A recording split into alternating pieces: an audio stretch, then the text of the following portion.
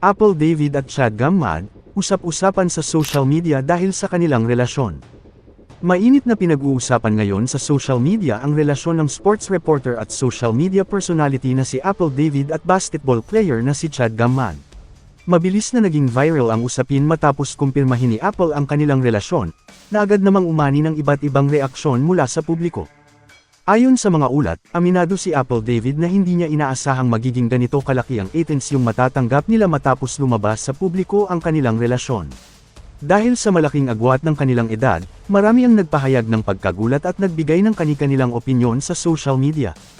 Sa kanyang pahayag, sinabi ni Apple na nauunawaan niya ang mga komento at puna ng publiko. Gayunpaman, iginiit niyang pareho silang nasa wastong edad at walang nilalabag na batas.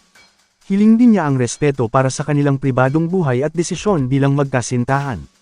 Samantala, nahati naman ang opinyon ng mga netizens tungkol sa issue. May mga nagsasabing dapat igalang ang kanilang relasyon dahil pareho naman silang legal na nasa hustong gulang at may kakayahang magdesisyon para sa kanilang sarili.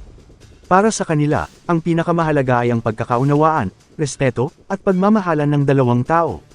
Ngunit mayroon ding mga netizens na nagpahayag ng pag-aalala dahil sa malaking age gap ng dalawa.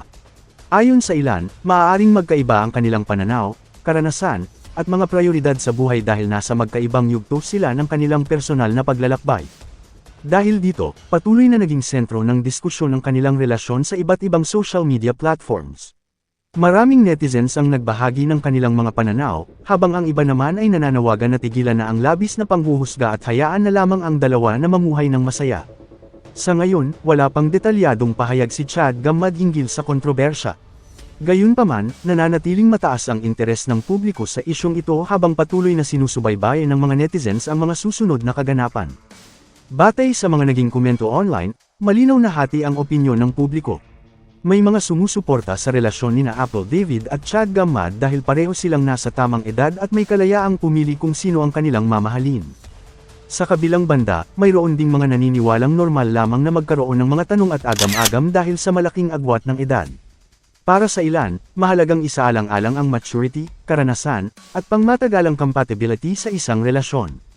Sa huli, panahon lamang ang makapagsasabi kung paano haharapin ng dalawa ang mga hamon at intriga na kaakibat ng kanilang relasyon. Sa kabila ng mga opinyon ng publiko, marami ang umaasang mananatili ang respeto sa magkabilang panig habang nagpapatuloy ang usapin.